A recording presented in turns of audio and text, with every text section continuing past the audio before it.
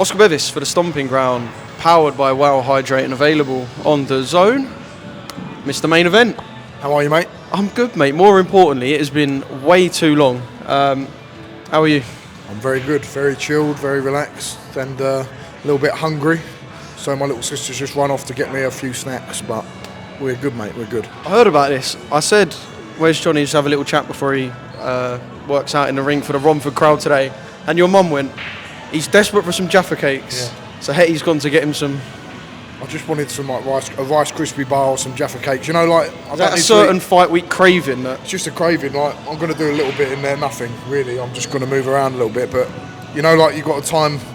I ate at the cafe where I had a tuna jacket, but I just fancy something a little bit to plug the hole. And I did have some grapes and a bit of food at home, but nothing substantial. So we're going to have a nice fuel up after this, and yeah.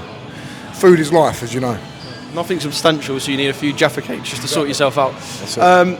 Fort of Ventura, what a place, Yeah. you know, visually to do camp. But as we can all imagine, I bet when the gym doors shut, serious hard work was put in. Yeah, well, I mean, big shout out to Bailey's Gym in Fuerteventura, Adam Bailey. They made us so welcome. Like, we had a great time there. It was me, Sonny, Mark, and then we had two good sparring partners in Hosea Stewart and Will Howe, who have been absolutely brilliant. I mean, Will Howe, I've sparred him a few times now, and I sparred him on my own for the first week or two. Just such a nice man. His dad's a great bloke, and I really hope he does amazing things in this sport, and I think he's got the toughness and the ruggedness to do it. Hosea Stewart as well, such a nice bloke. Thank you. You right, Josh? The delivery we were on about. But Hosea as well, a really top bloke. Great natural mover, great natural fighter, 25 stone. Big unit, and yeah, we had a great time over there. Henry came out a few times, got a bit of videos going on, a few videos on social media. So yeah, really happy place to train. Obviously, the Origin Gym in Raynham will always be our home with Big Kev, Kevin Reynolds, and it was just nice to break it up and do something a bit different, you know, and get away. Yeah, we're going to do a bit with Will, kind of talking about what life is like in camp and his story. Yeah. I've known Hosea, top bloke as well. Yeah, he is. What was downtime like? I saw from the match room, Make the Days Count, that you played a bit of volleyball. Yeah, we did. Not bad. Yeah. I've got to say, why is Tibbsy in a shirt and trousers on the beach? He was going to watch, and then he got involved. He saw how bad we was, and he thought he could rescue it. And then I think he missed the ball completely, and it hit him on the head. But we was playing these Polish people that was over there, and Mark kept calling them locals because he thought they was Spanish, but they were Polish. But I think Jamie wanted to pretend that they were Spanish. They kept saying, right, 1-0 to the locals, and it ended up 8-0 to the locals, 10-0 to the locals. But it was good. It was good fun when Matchroom come over, and that was sort of like near the beginning of camp. And we've done some serious good work. And the main thing is we was able to rest and recover properly in between sessions, you know. 1-0 to the locals, but it's actually Stanislav and his mates. Tibbsy had his birthday as well. He did. He done our long runs with us. Like, fit as a fiddle, his old Tibbsy. He doesn't look a day over 40, 45, and he's. I don't want to give it away, but he's. I was going to say, is his age online? Now. Is it something we can, or are we letting people speculate in the comments below? Let him speculate, but he's through his age, he's in fine condition, and he's great to be around. His energy, his spirit, and I've got a good tight knit camp. I know I've got great support from everyone at home. I've got my close friends and people like Sol and Stuart Kinney, who you know, and they do my merch, and Sol's just a good guy to be around. Michael, my cousin, my brothers. It's great being around all them guys, but when it gets to camp, I need to now really focus in to give the best of myself, and my close mates all understand that, and yeah, we're in a good place. Yeah, 5 days away from fight night now. Obviously things will change as you get closer, but how does it feel, or how does it compare to first time round in Riyadh? It's only the Monday now. How do things compare? How do you feel differently to let's say the Monday that we had in Riyadh? I wasn't even in Riyadh on Monday. I was where was I? I was still at home. We had to change our flights because they was like doing an indirect route, but everyone got over there. We flew the day after, and I can't moan at the hospitality that we received from Rashid, who was our guide over there. The food was great, the hotel was great, and yeah, it was brilliant to be over there and be able to fight on a card like that. Obviously, being at home now, it's lovely, it's beautiful. It's my house is 5 minutes round the corner, so doing these media obligations, even when we go to Stratford, I could jump on the Lizzie line and I'm there in 25 minutes. So if I need to go home, that before your fight with Dave Allen, a massive rematch, headline Copper Box live on DAZN, you will be jumping on the Elizabeth line. I might be. I might just stay there I might go home on Friday Man night. of the people. Yeah, I might just go back, have a B2 in the Blue Orchid, and then make my way over to the Lizzie line. We'll see. But yeah, I'm chilled out. I'm in a great space, and I'm excited to go in there and have a fight. You know, that's what I'm getting paid to have a fight in front of my friends and family on the biggest stage. This is what I dreamed of doing when I was a uni student, travelling backwards and forwards from uni. We've all heard the story. I don't want to bore people to death, but this is what I dreamed of doing. What's the dynamic like, would you say, between you and Dave now, having shared the ring? There's never been any, you haven't tried to manufacture beef between the pair of you, but having shared the ring, what would you say the dynamic is like between you two now? Listen, he's my enemy right now. That's how it's got to be. He's trying to take what I've got. He's trying to derail what I've built, what the people around me have built, and I've got to stop that from happening. I've got to win at all costs. How was it to listen to him on, I think it was called Play Your Cards, when it was just you and him in a room? How was it to sit there and listen to him say that, I tried to play you, I used these tricks in the ring, I've done this, I've done that, just to listen to the man that you fought sit opposite you and tell you kind of the tricks that he played? How was it to sit there and listen to that? It was it's what I expected, really, after that fight. Like, I probably was too nice, too friendly. Still don't have any hard feelings towards the bloke. I've just got to go in there and do my job. I mean, little tricks of the trade, little back of the head shots, little like old man in me saying this, saying that in the build-up. And I don't think he's a bad bloke. I just think he's my enemy right now. And yeah, that's all I feel. I feel emotionless towards it, Doesn't matter. You said in that piece, referencing that again, that you've now had them rounds and you're all the better for it, which would make sense. Yeah. But he said he thinks you need another camp. You needed this to be longed out to work in your favour. But you said, look, I've had these 10 rounds banked. I've had experience. I've hit the deck. I've done what I needed to do. Why are you right about having them rounds banked? And why is he wrong about you needing perhaps one more camp? Well, I don't know. He might be right. He might be wrong. I might be right. He might be wrong. But who cares? It's a boxing match, and that's all done now. It doesn't matter. I've done my camp. We're now at a new thing. The old fight, the old version of how I came in that one, it's irrelevant. It's a new fight. It's a man with a pair of boxing gloves on fighting another man, and I've just got to do what I can do to win the fight. That's all that matters. I don't look back. I don't look forward. You know what I'm like. I've got to beat this guy who's in front of me. It doesn't matter if I fought him before or if I fought him 5 times before. It's the same thing. I've got to win the boxing match. Do you think he was trying to perhaps play a trick or get into your head by saying we're both British level? I probably am British level. I probably am. Winning the British title is an amazing thing. I look at that fight a few weeks back, TKV in Adelaide. I think I can mix it at that level. I think this fight is a British level fight, and that's not a disrespect to me. You said that at the time as well. Yes. I love the British title, the historic Lonsdale belt. Beautiful as well. That's just like, that is everything I could ever dream of doing. If I can go back and look back on my career, and I can go to my grandchildren when I'm 70 years old, if I make it that far, I won this belt, the Lonsdale belt, held by some of the greatest fighters this island has ever produced. I love my history. That makes hairs stand on the back of my neck. So it's not a diss, it's a compliment, man. Bash.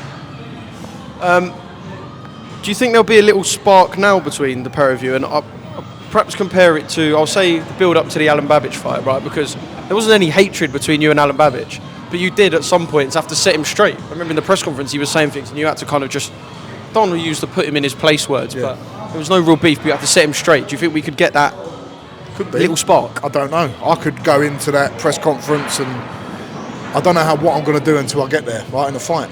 I could just walk across the ring and unload like I did against Armstrong. I might do something different. I don't know. It's all up for playing, it. That's why we love live sport. That's why we like heavyweight boxing. Who knows what's going to happen? And that's why people have sold out the Copper Box, and we're going to see what's going to happen on the night.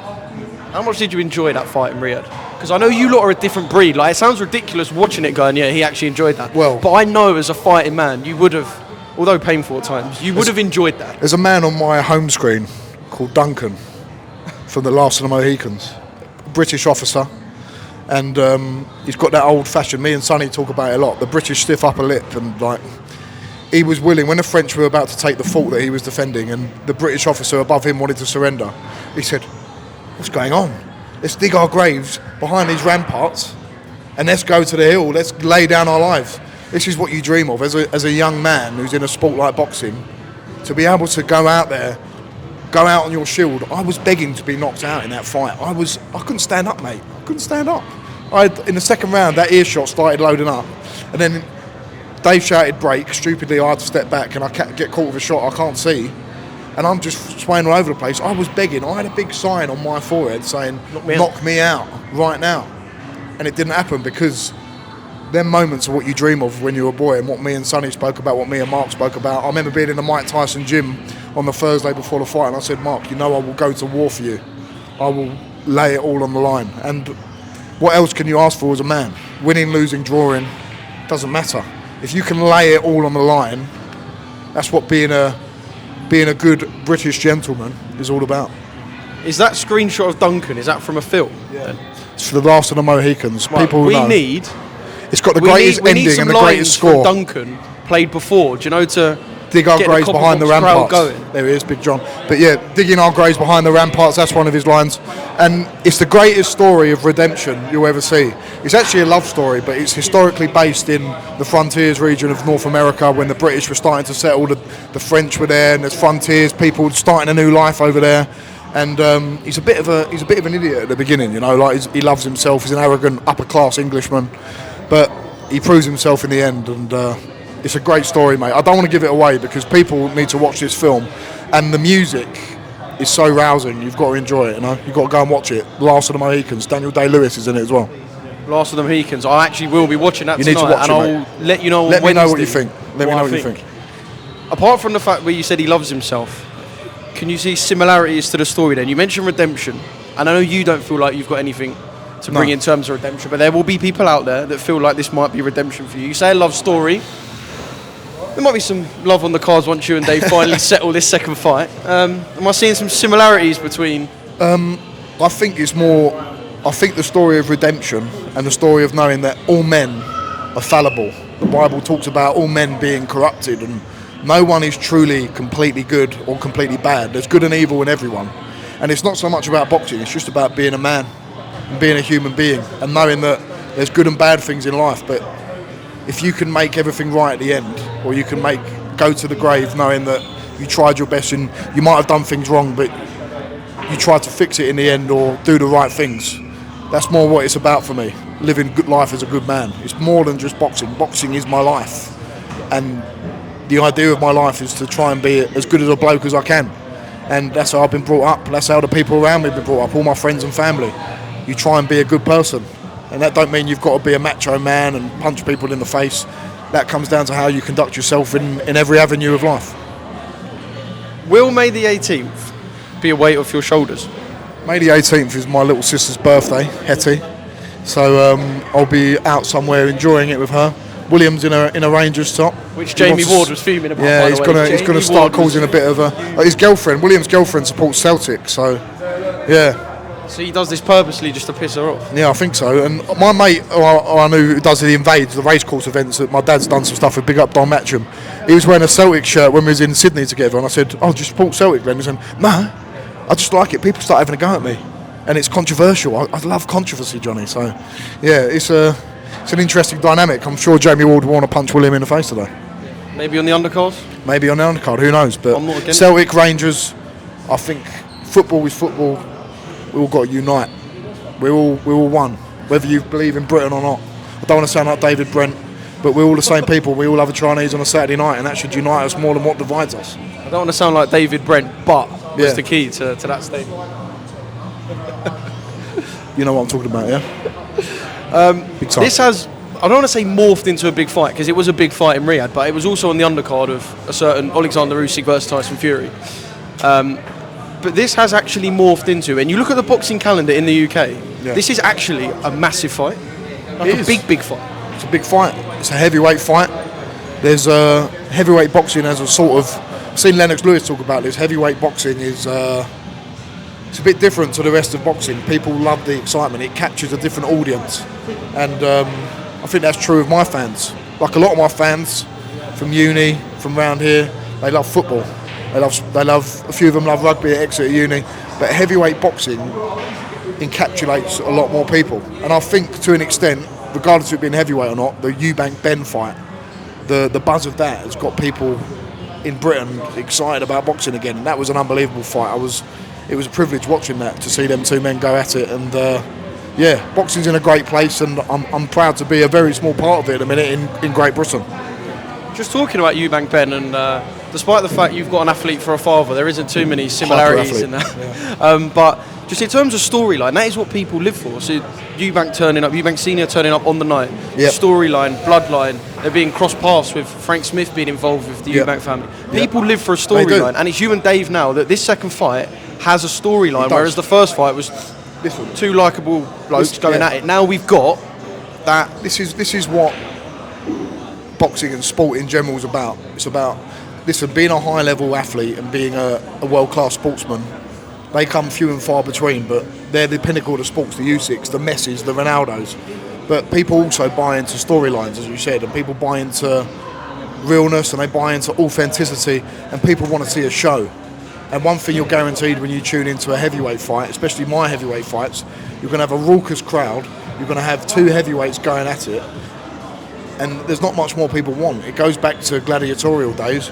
People love seeing men go at it and have a proper scrap, and that's what we will deliver on Saturday night. So it's exciting, and I feel privileged and honoured to be a part of it, because I was one of them kids when I was 11, 12, 13, 14 growing up. I used to watch the Anthony Joshuas, the Dillian Whites, the Tony Bellews, and the Usyks then coming through. I'm not saying I'm on their level, I'm just saying we've got that Saturday night boxing feel to it, and that's what we want to do. We want to give people value for money. We want to put bums on seats. We want to give people, whether they bought a 40 quid ticket or a 400 quid ticket, the same value for money, and that's what I do. Yeah. Mate, I can't wait. It's going to be some atmosphere. Two more questions. Does this fight finish inside the distance? Could do. Could be 1 round. It could be 10 rounds, mate. I don't know. You've never been one to go. I know certain fighters, like Conor said. I know I'm like I'm a 2-round man against Chris Hugh, but you've never been one to just go, by the way, under 4, under 3. I know it's a boring answer, but I don't know. It depends what mood I turn up in. It turns what mood the other man turns up in. When I was at Armstrong, I didn't have any idea that I was going to do that in the first 8 seconds. So I don't know what I'm going to do. I'll just go with it. That's the fun part. And I know you said that Riyadh is in the past, but just finally, with kind of the backlash and the things that were said and the way it all, I guess, collectively came across in the media, if you're to go in there and beat Dave Allen, if you're to go in there and stop Dave Allen, will you be sticking up 2 fingers and going, this is me? Honestly. You chose that side, stay on that side. I chose to be a professional boxer. I chose to be in the public eye. People can make whatever remarks they want to make. But yeah, they hold no weight in my heart, honestly. I stick to what my mum and dad say, I stick to what my team say, I listen to them, and that's what matters to me. If my mum or dad or Mark turns around and says, John, it's not good enough for that, that's what cuts my heart, not what other people say. And you've got to take it. It's part and parcel of being a professional sportsman. I was saying this earlier on a BBC interview. Harry Maguire 2 years ago, everyone thought he was done and he's finished and he's rubbish and people give you stick. And footballers have to deal with it worse because they get it every week in, week out. And now Harry Maguire's been hailed as the best defender in the Premier League by a lot of people. So it's part and parcel of being a professional sportsman. And I'm privileged and I'm honoured to be able to do this as my profession. And everyone's got things in their job that they've got to contend with. So I'm no different to anyone else. Professional answer from a professional sportsman. John, could I just get you to say one thing in this interview? Just got to get up on his chair. Do you hear that? Do you know what? I'm not going to ask you any questions or anything. I just want perhaps a speech, maybe Duncan style, or a war cry as to why your son wins this fight on Saturday night. He wins this fight Saturday night because he's got the heart of a lion and the same bollocks as his dad. Bosh! Reminds me of that John Fury clip when he goes, "These bollocks made the heavyweight champion of the world." I'm not going that far, but because I could have quite easily had a wank and gone somewhere else. Bosh! Yeah, he should have done that for William. Yeah. Lanky streak of piss.